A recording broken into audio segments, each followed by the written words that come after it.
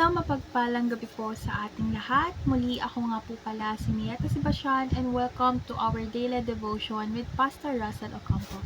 And today our devotion tackles about forgiving culture in the church. So our scripture is Colossians chapter 3 verse 12 to 14. So NIV version. Therefore, as God's chosen people, holy and dearly loved, clothe yourself with compassion, kindness, humility, gentleness, and patience. Bear with each other and forgive one another if any of you has grievance against someone. Forgive as the Lord forgave you. And over all these virtues put on love, which bind them all together in perfect unity. So, ASND version. Kaya nga, bilang mga hinirang na Diyos, mga banal at minamahal, dapat kayong magbihis ng habag, kabutihan, kapakumbabaan, kinahunan at pagtiis.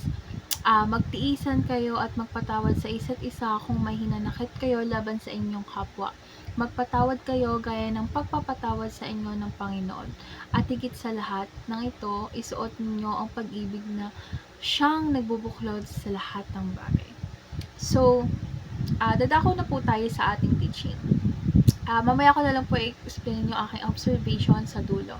So, yung teaching po natin is, first, the church is a community of sinful people. So, sa video po kasi ni Pastor Russell is, ipinapaliwanag niya na ang simbahan ay binubuo ng mga taong makasalanan.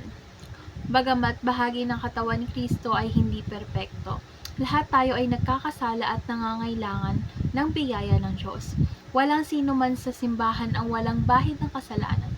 At dahil dito, nagkakaroon ng mga hidwaan, hindi pagkakaintindihan at sama ng loob. Ang pagkakilala sa ating pagiging makasalanan ay mahalaga upang maunawaan kung bakit kailangan ng isang kultura ng pagpapatawad sa loob ng simbahan. So, next is, the church is a community of forgiven people. So, idadagdag ko lang po yung sa video ni Pastor Russell is ang simbahan ay isang komunidad ng mga taong pinatawad ng Diyos. So, tinagalog ko lang po siya. So, ang explanation ko po dito is, sa kabila po kasi ng ating pagkukulang, puot at kasalanan, ay tinanggap tayo ng Diyos sa pamamagitan ni Kristo Jesus or ni Jesus Christ. So, yung pagpapatawad na ito ang nagbibigay daan upang tayo ay magkaroon ng buhay na walang hanggan at maging bahagi ng kanyang pamilya. So, yung mga karanasan o ang karanasan ng pagtanggap ng kapatawaran mula sa Diyos ang dapat mag-udyok sa atin na magpatawad sa iba. So, last teaching po is the church is community of forgiving people. So, bilang mga tagasunod po ni Kristo or ni Christ, tinawag tayo na magpatawad gaya ng pagpapatawad sa atin ng Panginoon. So, ang pagpapatawad ay hindi lamang para sa kapakanan ng iba, kundi para sa ating sarili upang tayo ay mapalaya sa mabigat na galit at sama ng loob. So, dadako naman po tayo sa application. So, yung first application po natin is put on compassion, kindness, and humility, meekness, and patience and love. So, ang pinakamadali or pinakamaganda pong explanation dito is, ito yung mga katangian ni God na kailangan natin ipakita or makita sa atin na meron tayo nun, na meron din si God. So, second is endure the church imperfection. So, kailangan nating magtiis sa mga kahinaan at pagkakamali ng bawat isa. Kasi ang pagtitiis ay hindi nangangahulugang pagtanggap ng kasalanan, kundi ang pag-unawa at pagtulong sa bawat isa na lumago sa pananampalataya. So, last is forgive just as the Lord forgiven us. So, katulad ng sinabi ko nung una is, tayo ay tinawag ng Diyos upang magpatawad sa iba, gaya ng pagpapatawad sa atin ng Panginoon. So, ang pagpapatawad ay isang mahalagang bahagi ng ating buhay bilang mga Kristiyano. Ito ay nagpapakita ng ating pagmamahal, pananampalataya at pagsunod kay Kristo. So, next po, dadako na po tayo sa ating last part, which is discussion. So, our discussion tackles about why should we be gracious and forgiving towards our fellow Christian in their imperfection.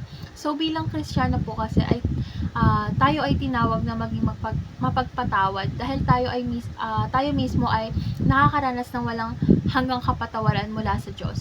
So ang pagpapatawad ay isang paraan ng pagpapakita ng biyaya at pag-ibig na ating natanggap mula kay Kristo or kay Christ. Kung tayo ay patuloy na magdadala ng sama ng loob at galit, syempre hindi natin masusunod ang halimbawa ni Kristo at mawawalan tayo ng kapayapaan sa ating buhay. So, ang pagkakaroon ng mapagpatawad na puso is nagbibigay daan sa pagkakaisa at pagmamahal sa loob ng simbahan. So, dadagdag ko lang din po dito, yung pagpapatawad po kasi is nagpapalaya sa atin sa bigat ng galit at puot. Sa halip na magtuon tayo sa mga pagkakamali ng iba, dapat natin ito ng ating pansin sa ginagawa ng Diyos sa ating buhay at sa buhay ng iba. So, yung pagkakaroon po kasi ng kultura ng pagpapatawad sa loob ng simbahan ay nagbubunga ng mas matibay na relasyon at mas malalim na pagkakaisa. So, sa ganitong paraan po kasi mas malinaw ang pagpapakatotoo ng ehambleyo sa bawat buhay ng bawat miyembro at mga taong nasa loob ng simbahan.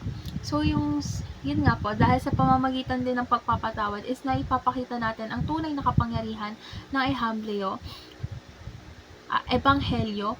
So, ang ating kakayahang magpatawad ay isang patunay ng ating pananampalataya at pagsunod kay Jesus Christ. Ito rin ay isang paraan upang ipakita sa mundo ng ang kakaibang kultura ng pagmamahal at biyayang mayroon ang simbahan. So, yung pagiging mapagpatawad ay hindi siya kahinaan, kundi isang tanda ng tunay na lakas at pananampalataya. So, tatapusin ko po ang aking discussion sa ang pagiging mapagpatawad po is nagpapakita ng ating pagpapakumbaba at pagtitiwala sa Diyos. Kapag tayo ay nagpatawad, pinapakita rin natin na kinikilala natin ang Diyos bilang hukom at siya ang may kapangyarihan na magbigay ng hustisya. So, para po sa akin is tayo ay nagiging tunay na saksi ng pag-ibig at kapatawaran ni Kristo sa ating buhay at sa buhay ng ibang kapwa Kristiyano.